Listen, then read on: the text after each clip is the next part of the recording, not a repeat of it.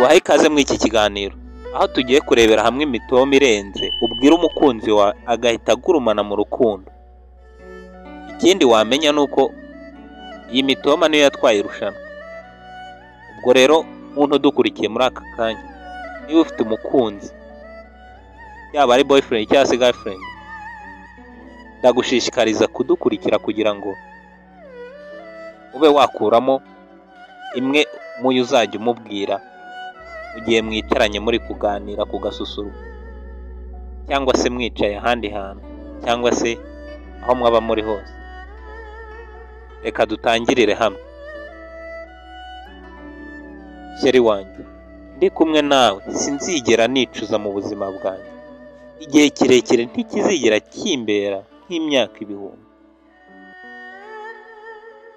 Nzangwa n'ibyishimo byo kuba ndi kumwe nawe igihe cyose mukunzi, kuvugana nawe ndetse no kumva uri hafi yawe bituma numva nezerewe mu mutima wanjye. Mukunzi wanjye, ni wowe si yanjye nari ntegereje. Imbaraga zinsunika zinjyana aho uri, kuko aho uri ntako bisa. Mukunzi wanjye, nishimira cyane kugusoma kuruta uko nasoma undi muntu uwo ari we wese, kuko iminwa yawe impumurira neza nkumva nayigumana.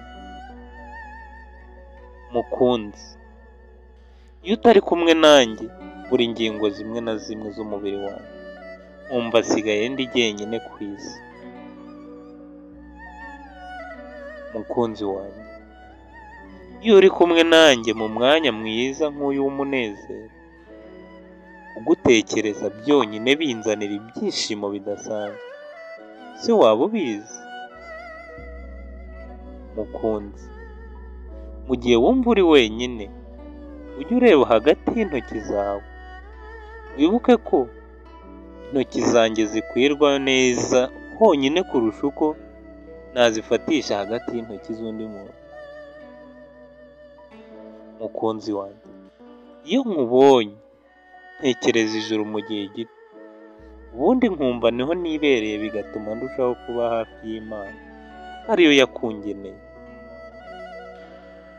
Mukunzi, ubuzima bwanjye nabuboneye muri wowe, kuko iyo utabaho nta buzima mba mfite, kuko kubaho nkubona iruhande rwanjye binyongerera iminsi yo kurama ku isi. Mukunzi wanjye, bavuga ko umuntu agwa mu rukundo rimwe gusa, ariko jye iyo nkubonye iruhande utuje undebana akanyamuneza n'ubwuzu, bituma nongera kugwa mu rukundo inshuro zitabarika. Mukunzi wanjye, rimwe na rimwe mba numva umutima wanjye ugiye kuritswa n'ibyishimo bivanze n'umunezero. Iyo nkutekereje nkumva kenshi bituma mbura amahoro mu mutima wanjye. Mukunzi wanjye, sinigeze mbasha kumenya neza ko nzagira ubuzima bw'umunezero mbukesha wowe igihe nakubonaga mu maso yanjye bwa mbere, nkumva ibyishimo bintashye umutima wanjye. Mwakoze cyane rero kubana natwe muri iki kiganiro, wibutsa ko gukora subscribe kugira ngo ujye ubana natwe mu biganiro dukora buri munsi, by'umwihariko ibiganiro bijyanye n'urukundo. Ubwo rero niba ufite umukunzi, nakubwira ngo kora subscribe kugira ngo tujye tubana mu biganiro byacu bijyanye n'urukundo, uhungukire byinshi,